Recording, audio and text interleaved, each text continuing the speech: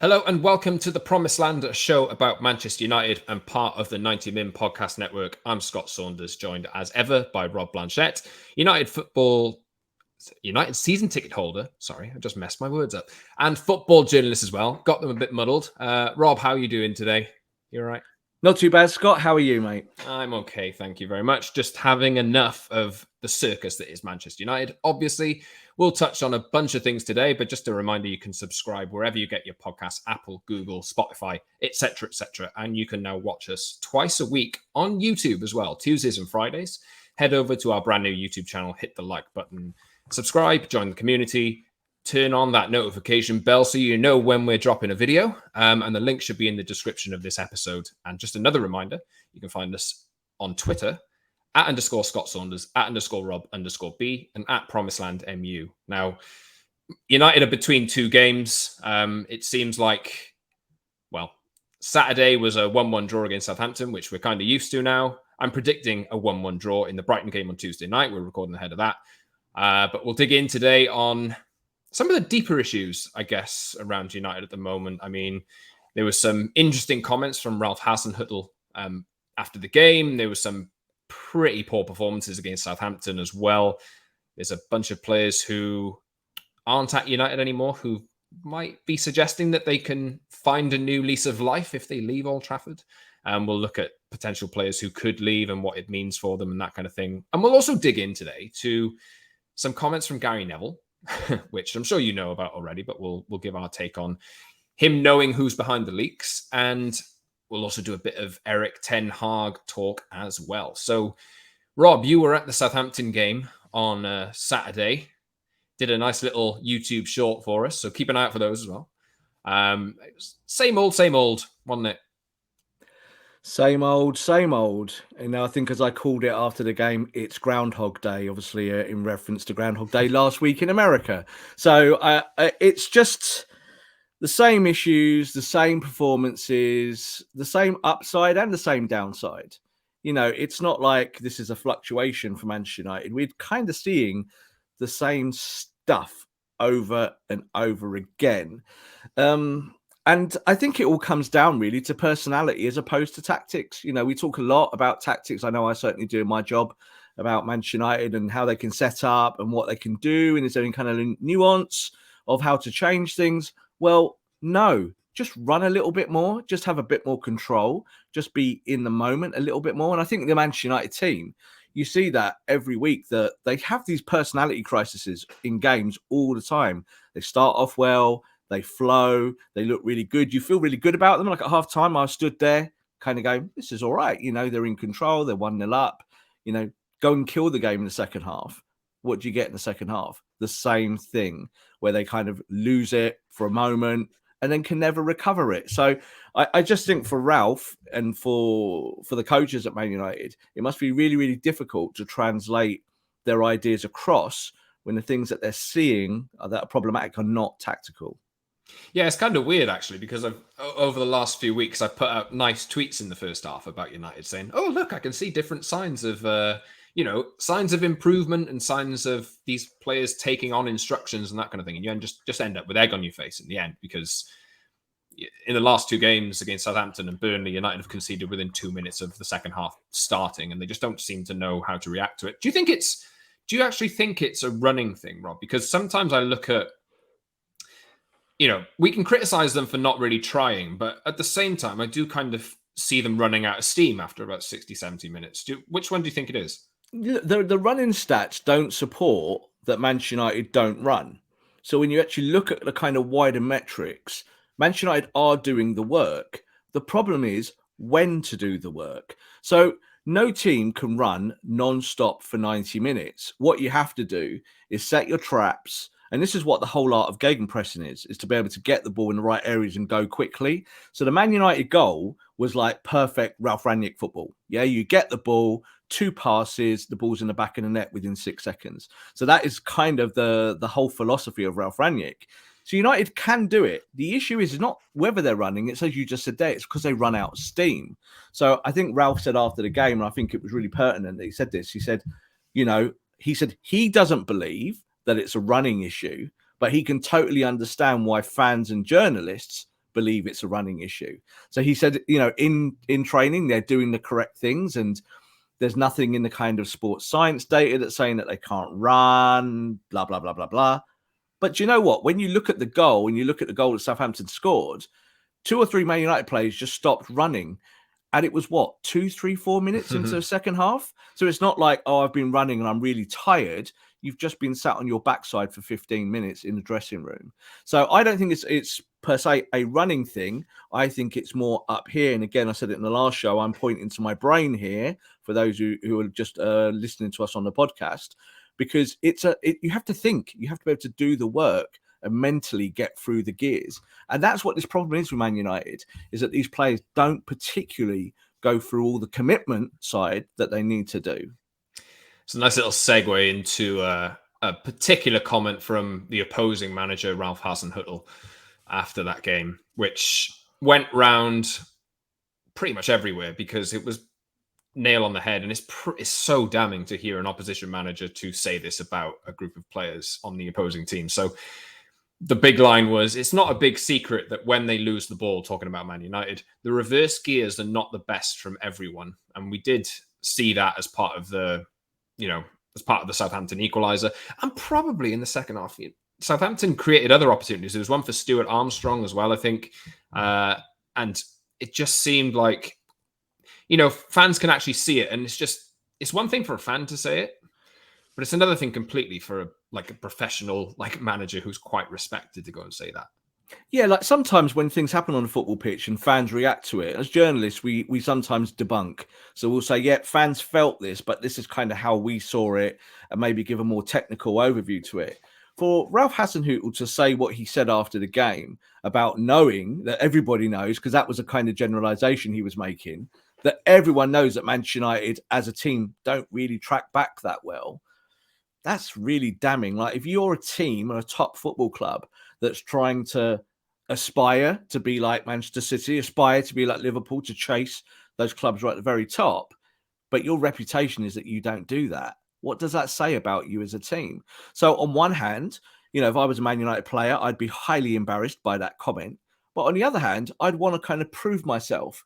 But I think the big thing, Scott, especially you saw in the Brighton game, is just Manchester United's lack of control. So in those moments of when you concede a goal, go out there and turn the game around. Don't just become a wild animal out on the football pitch, because that's what Man United were doing. Lots of kind of, it just became a crazy endeavour. Do you know what I mean? Rather than it being a football match and United putting together the stuff they'd done in the first half, they just became almost feral on a football pitch. And you even saw it towards the end of the game. You just referenced there with Southampton. Some of Harry Maguire's defending towards the end of the football match was highly concerning, but it's how these guys work together in terms of their chemistry, and it just doesn't seem to be there consistently. That's why I'm saying I don't know how Rangnick fixes that in the short term, because it's up to these guys to accept that they've got to do certain things on a football pitch. Do you think it's obviously Rangnick's probably got a bit of a problem in himself that he's only contracted until the end of the season. So is it difficult to get players to believe in you when you're only there? It's like a substitute teacher comparison, isn't it? I think it's almost impossible. So, I've said this about before when we talk about interims as a concept. I think at some football clubs, interims do work. I don't think interims work if you're a Champions League chasing team. So if you're Manchester United, an interim is a tough gig, because you've got all these highly paid footballers who've got big egos, and you've got to find a way into their psyche to make them do that little bit more. Now, I think we've seen with this Man United team since Rangnick's taken over, tactically they have improved. There's no doubt about it. The results themselves haven't been disastrous. It's just that you see these little habits pop up in games. So like you just said there, Scott, you tweet out in the first half that was really good, and then there's egg on your face in the second half, because that's a habit. That's these United players showing that they can do it and they're not doing it. And what are the reasons for that? It's got to come down to them, doesn't it? So you see Ralf in the technical area, and you see how glum he looks sometimes in games, because he's given the instructions. These boys have got a platform to go and win a football match. They're having the chances. What was it? 52 chances in 2 games previously. In the last game, still another kind of 17, 18 chances. Man United have got the opportunities to go and win football matches. They're not winning them because of themselves. So I think a lot of these players need to have a long, hard look in the mirror. Does that come across in the stadium then? Because obviously you were at the Southampton game and visible, or you could actually hear the boos, right? At both halftime and full time. Am I right? The crowd seemed disappointed and let down. Is that right? Yeah, if the guys who are obviously watching us now, if you go and look at my YouTube short on our channel here, which I took immediately in the final whistle, and you can hear the kind of discord behind me because I was in the stadium, and you can hear the boos. And it was probably the loudest boo for a draw. Like, let's take this. We're not losing a football match. It was a draw that I'd heard all season long. You know, some real audible boos. And the reason is, Scott, is because of the players. So the players were walking around at that point when I was taking the YouTube short, when I was filming. And you can hear the fans telling them where to go. So that's where I think there's a kind of little bit of a kind of fractured relationship now between the fans and the players. But it's up to the players to go and fix it. You know, I watched the Wayne Rooney documentary yesterday, and one of the things that Wayne said about when he had problems at Man United, and I was in those stadiums for all of those games, was that he thought, right, I'm going to go out there and try and, you know, mend that relationship with my performances. I'm going to go out there and show that I'll do anything for Man United to win. He even said I would even go out and cheat for my football club. So that was quite telling, because when I was watching that documentary yesterday, I was thinking, how many Man United players would do that now? I don't think we have many at all. You know, I think there's a few of them that have got real commitment issues. And you can see it, like, you know, you just said with the goal, you know, and I'm going to bring his name up because I think it's right to bring it up at this stage. Marcus Rashford, there is something going on in his game. Now, I can't put my finger on it, but Marcus Rashford in that moment, he was running from us, from where I sit on the halfway line at Old Trafford, and he got past the halfway line back towards Man United's goal, and he actively stopped. And I can remember a load of people shouting at him, going, like, run, Marcus. And he didn't. He just stood still. And then 2 seconds later, the ball was in the net. If he'd gone back and done his job and plugged that channel, he'd have helped Pogba in that moment. He'd have helped McTominay. And of course, those two central midfielders got the blame for the goal. I thought it was Rashford's fault. So I think Marcus needs to stand up, because it's great that Marcus is a kind of figurehead for Manchester United. I think he does incredible work off the pitch. I think he's a great lad. I think he's done so much, you know, for the country. You know, as a footballer, you know, it's incredible that we talk about a player having to do those things as he has done. But now he needs to dial his game in, you know, and his game isn't there. And for whatever reason that is, he's got to make those key decisions in football matches to actually do that extra bit of work. Great pass for the goal, fantastic breakaway. That's what Marcus Rashford is good at. But he also used to be really good at tracking back and looking after the fullback and looking after the channel. I can't believe for 1 second that Rangnick was just saying to him, no, just stop on the halfway line so we can counter-attack. I just do not believe that. In that moment, the danger was Southampton breaking with an overload on that left-hand side, and Marcus decided, up here again, pointing to my brain, that he wasn't going to do it. And then afterwards, when the ball went in the net, he kind of threw his arms up and was like, oh. And there's also been lots of media coverage of Pogba in that moment was saying to Marcus, like waving him back, saying, come and help. And he didn't come and help. So that's up to Marcus Rashford, and he needs to sort that out. Just wanted to address the question I would have been to you to counterpoint it was, is it an instruction to kind of launch a counter-attack? But obviously it didn't. It was never going to happen anyway. But United did actually loft a few long balls towards the end, didn't they? Because it was quite aimless in a sense. But, you know, you've pretty much dismissed it there. I don't think it was either. I just wanted to be devil's advocate there and say, do you think it was an instruction? Do you know why I don't think it's an instruction? It's because I'll compare it to the other player on the other side of the football pitch. Jadon Sancho was not standing on the halfway line just waiting for the ball. Jadon Sancho was working backwards and forwards. So you could see that, you know, sometimes you do get those asymmetric tactics where you might want to take advantage of a lack of pace on one side of the pitch, so you leave someone higher up. And there is that in it. But in that moment, the danger 2 or 3 minutes into the second half was the other way. You know, you had to go and get the ball again and reset. And Marcus wasn't doing that. Whereas Jadon, I think Jadon had a really good game on the other side of the pitch. And they swapped every now and then. So you could kind of see the positional tactics there at play. I just think with Marcus, he needs to do a lot more. Like, we talk about players at a risk of not being part of the future Man United plan. If Marcus can't sort these things out in the next 4 months, his place is at risk in the same way that Anthony Martial's place was at risk from being the number one starting striker 2 years ago to now being out of the football club. Marcus needs to do more, and it's not just good enough being Marcus Rashford.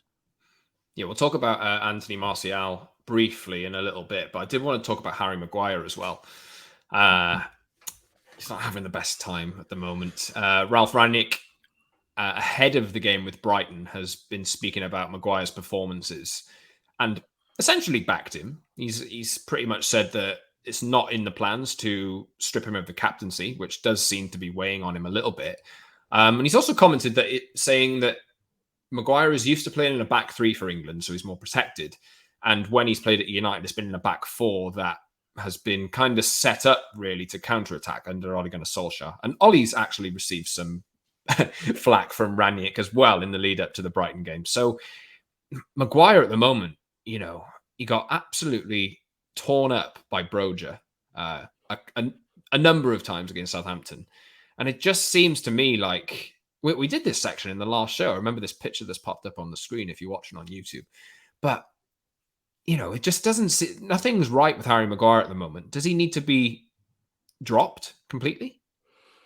I think if you had viable alternatives, then yes. So, we need to look at Victor Lindelof's fitness and see how that goes.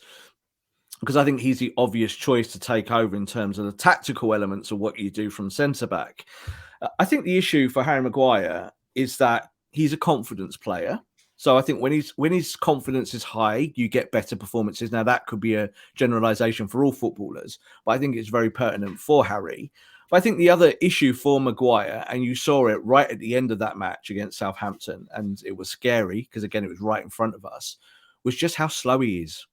He is so slow.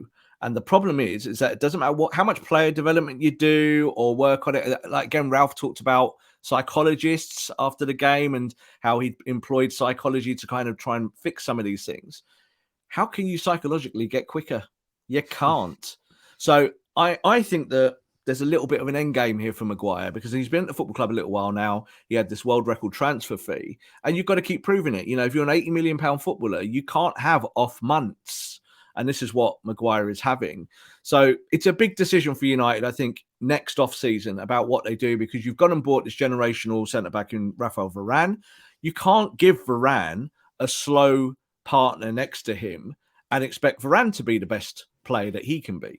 So United have got that to choose now. And I think this is where, whoever the next manager is, and we'll have a little chat about that towards the back end of the show, that manager is going to have to decide whether Harry Maguire at £80 million is worth it or whether you cut your losses. You might even take just 30 or 40 for him and put that towards another player. If you went and got a £40 million centre-back, Scott, that can run, that's going to help Varane more than having an £80 million centre-back that can't.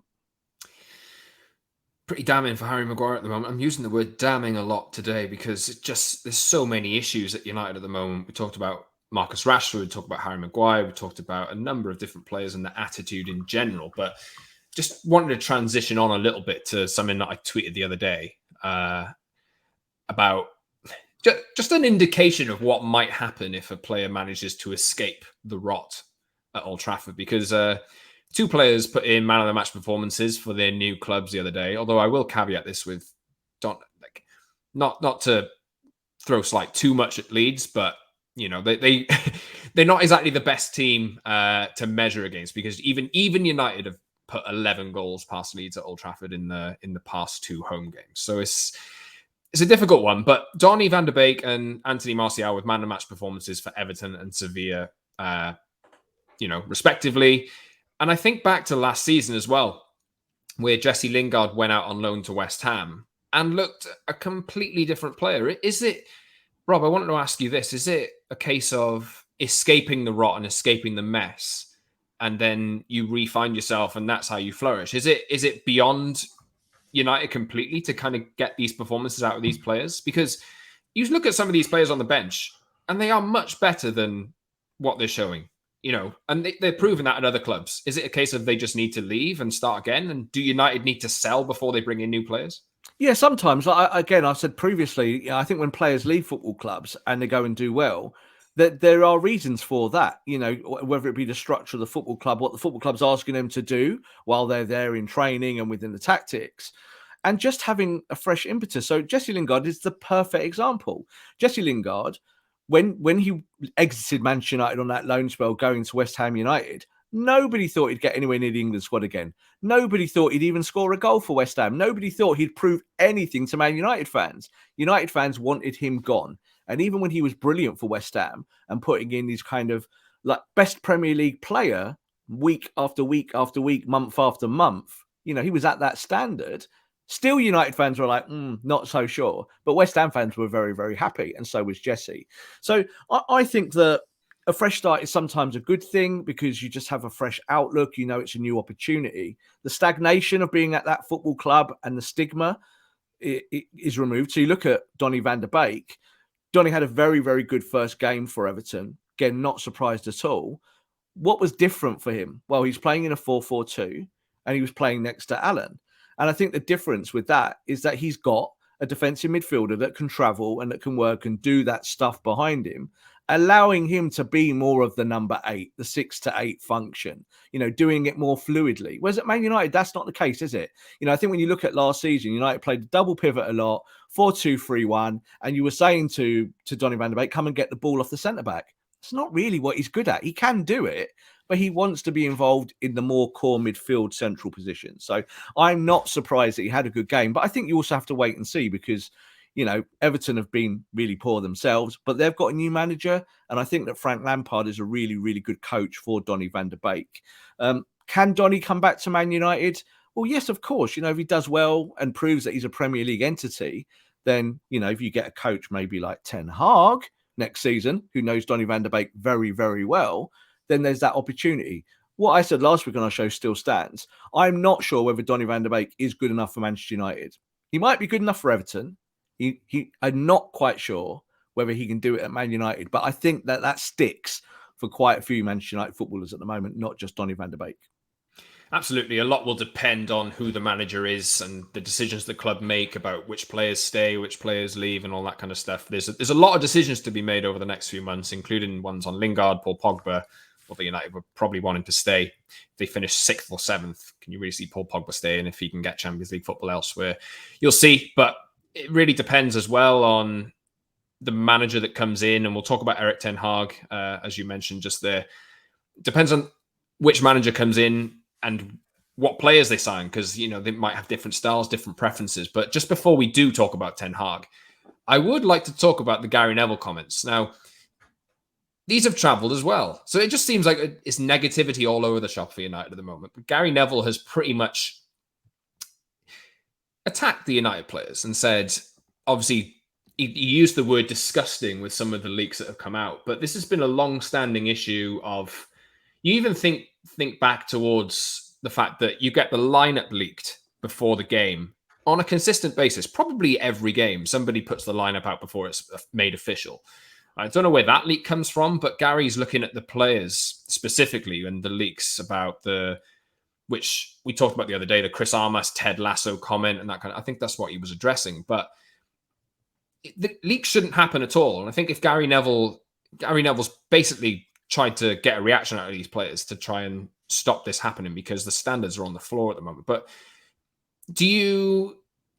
what's your thoughts on the Neville comments, Rob? Because they're not, do you believe him fully? I'll put it that way. I think that, especially with a lot of the things that are perpetually coming out of Manchester United and results being bad, and us obviously making content here about why these players are not doing what they're doing, it's easy to start pinning these things on players. What I will say is this, is that Manchester United themselves, as a PR machine, are quite adept at informing certain members of the press about what's going on at the football club, leaking their own information to the press.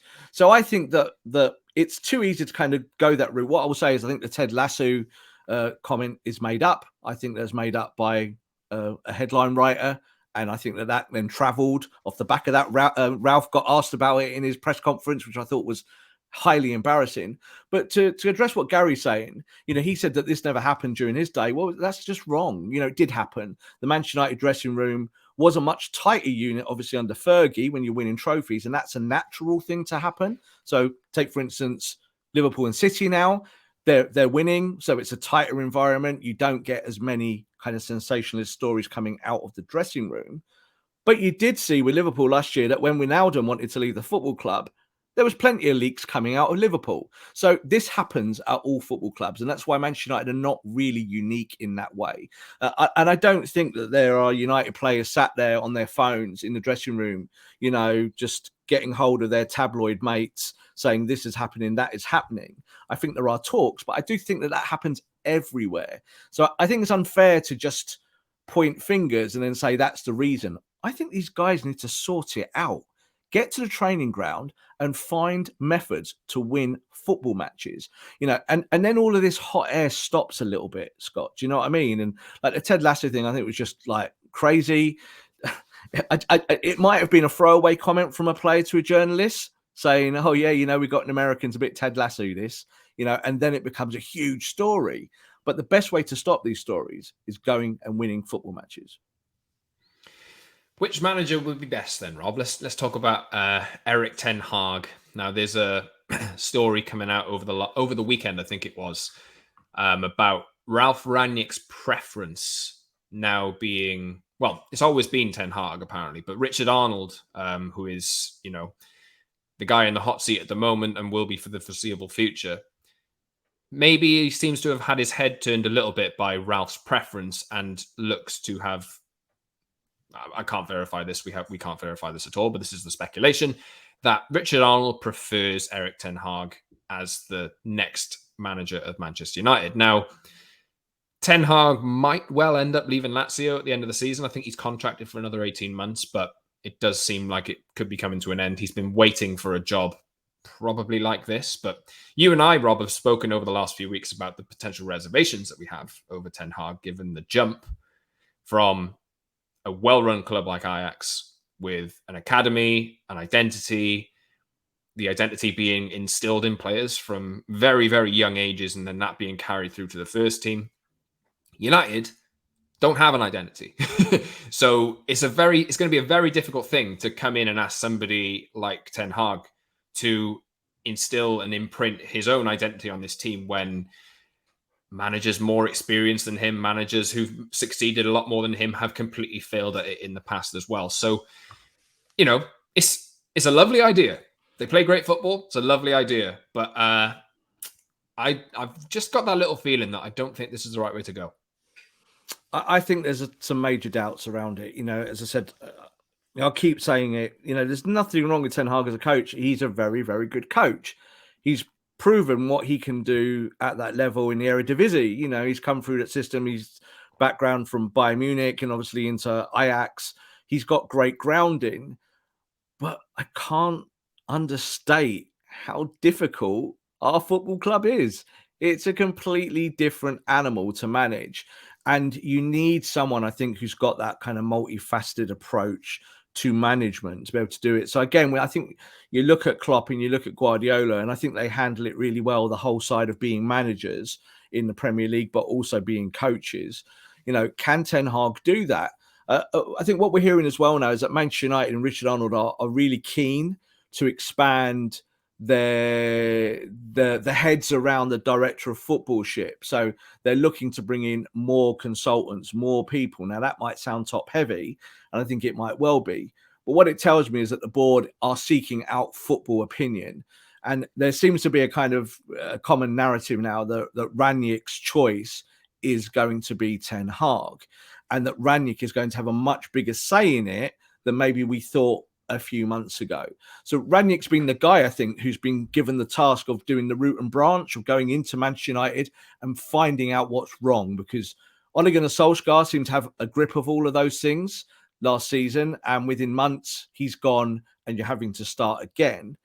Rangnick's going to be the guy, I think, given the task of finding the solution. So if he thinks that solution is Ten Hag, I think that United take on a much longer project. It's kind of going to be 2 or 3 years. They'll give him time. He will lose football matches, Scott. It will look awful. Like I've said this before, when Rangnick got the job as interim, I said, this is not going to get pretty quickly. It's going to be tough. It's going to be tough love. It's going to take time to become a winning team again, or at least in how the way Man United fans envisage their own football club. So I think with Ten Hag, you do that. If you choose that, then that's the choice. If you went and got a Conte or someone like that, say Conte comes to the market, Conte's a guy who can win in year one. I don't think that Ten Hag is that guy. It just depends whether Man United are desperate to win immediately, which they always tend to be, or whether you're looking at a much more longer term project with a much bigger investment in terms of pounds. Yeah, exactly. There's going to have to be a lot of squad turnover. It's quite obvious that Rangnick, he's made this clear that he looks for players on their first or second contracts. So United are going to have to, they've got a lot of players in there who are on a lot of money, who have been brought there because of what they've done previously in their careers. And this is like, that's supposed to be the pinnacle of their careers, but it's obviously not working out that way. If they do go with Ten Hag, I'm not saying I'm completely against it, because I think in the grand scheme of things, if they're to put the time in and get everything right, then I think it could really work. But I'm just looking at it and I'm thinking it's a different thing. If Pep leaves Man City in the next 18 months and then City go with Ten Hag, he's taken over a steady ship and he can kind of imprint his personality on that team, who work really hard as it is under Pep. It's a completely different kettle of fish at United, but there's not too many options at the moment. Obviously, Pochettino and Erik Ten Hag are the two that have been talked up. It does seem as though Ten Hag might have taken an advantage in the race at the moment, but I'm sure the Pochettino rumours will swirl back around. We talked about Diego Simeone in the last few weeks. United play Atletico Madrid next week in the first leg of the Champions League last 16. But it's not a simple decision, is it? No, it's a complex decision. Like you've just mentioned there about, potentially Ten Hag going to Manchester City. The big differences between City and United and Liverpool and United is that they have built behind the scenes this football structure that promotes winning, that promotes good recruitment. Manchester United have promoted losing and signing players that can't help you. So let's just throw a name up straight away. You can band loads of them about. Fred for £52 million, bad signing. Not because Fred's a bad player, but because at 52 million, you could probably go and get something different that helps you more, can't you, Scott? So I think this is the whole point now, is that whichever coach comes in is going to have to work hand in hand with the director of football and find ways of rebuilding that are not atypical of Manchester United. United have just done it this way now for 10 years and really got nowhere. And so I think that there is this kind of shift of going from a Van Gaal and a Mourinho, serial winners, to someone like Solskjaer, club legend. That didn't work. You've now gone to a Rangnick, someone who's really known for building football clubs, an acute coaching mind. I know Paul Scholes kind of didn't attack Ralf Rangnick, but he kind of went, is he qualified to do the job? Well, Paul, yes, he is. Much more qualified. Such a lazy take, isn't it? It's a lazy take. It's a lazy take, and we see this from pundits a lot on television. It's a lazy take. You don't win a football match, you blame the manager, and you look back at his last 10 years. It's ridiculous. So Ralf Rangnick is qualified to do the job, and I would still stick with Ralf as manager next year. I've said this all along. I'm not changing that tone from myself. But I do think that if you go with a Ten Hag, you're treading ground that you've not been on before, and United need to understand that, and the fans need to understand that, because that romance period can end like in a flick of a switch. He'll come in, first 6 games, the football's awful.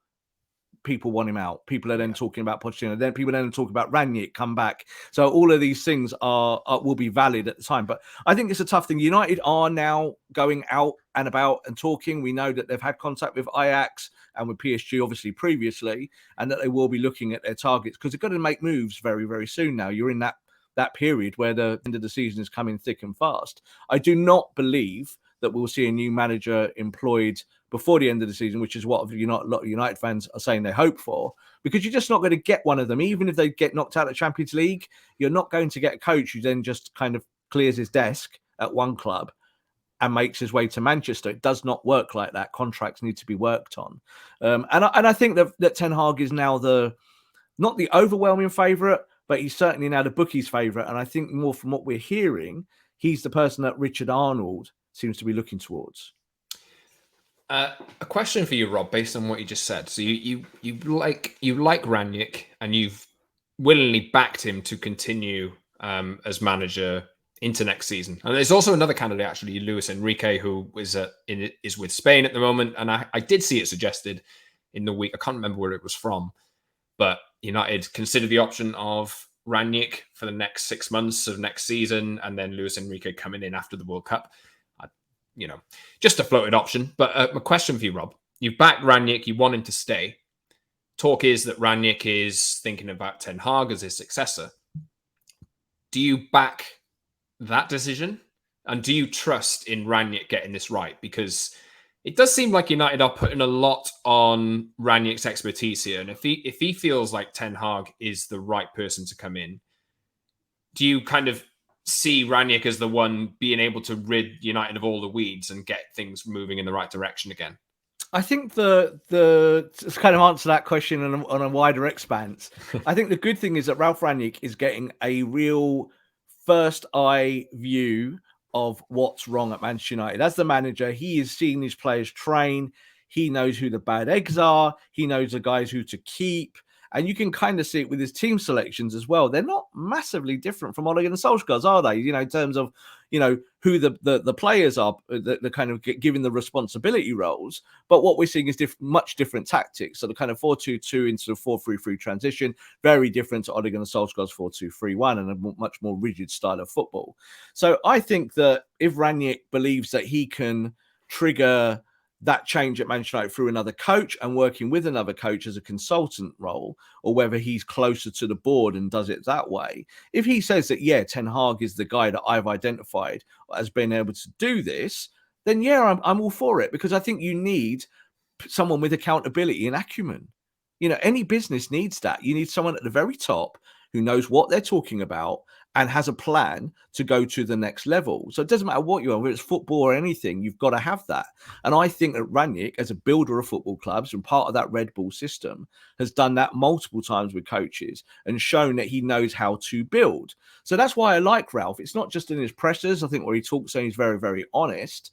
I think that he's a great coach. I really do. And I think that he would want a great coach to take over Manchester United if he left. So there is that. So I would trust his opinion, say, more than I would trust Ed Woodward's. So Ed Woodward's had the choice of the last few years. And I'll be honest, I agreed with them. I agreed with Moyes at the time. Dare I say it? I agreed with Van Gaal. I agreed for Mourinho. I pushed for those two managers specifically to get the job. I wrote a lot about it and said, this is who Man United need to go and get in the months ahead. And they did go and get them. But then when you kind of look at it with Solskjaer and you look at how to transition into a new coach, you need a coach that's got tactics. You need someone that can go, head to head with Guardiola and Klopp and be able to do their game. We know that Ten Hag has that about him. He has his own personality, his own philosophy. But can he do that at Manchester United? It's a wait and see, isn't it? If he got the job, I would back him 100%. But for the first time since United have got rid of their managers, I don't really have an overwhelming favourite in my head. I really did think Mourinho was the right manager at the right time at that point. But you look across Europe, Scott. You could say that the right manager is Diego Simeone. Maybe he's the guy because he's built clubs in a fashion that goes from the root upwards. But can Ten Hag do that? He's never done that before. Pochettino has done that at Southampton. He did it at Tottenham as well. But he's been out of that loop for a while now. He's been at PSG in kind of, Disney World with the money land of kind of just being able to spend your way out of problems. Man United like to spend their way out of problems as well. It's just that you do need to build foundations now that are currently not in place. We'll wrap up soon, but one thing popped into my mind, a brief comment. Ralf Hasenhuttl has been touted as the potential next manager on television. Your take? I like him.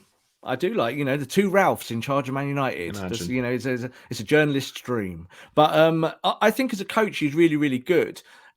But again, this is a political entity, Manchester United, and the fan base is rabid. Sorry to all our listeners out there who are Man United fans, but they are. And there would be, if Hasenhuttl got the job, what would it be? Glazer puppet, trading down rather than trading up. There'd be all of these things, and it would be so much weight for Hasenhuttl to carry. I think he's good enough to be a top 6 coach.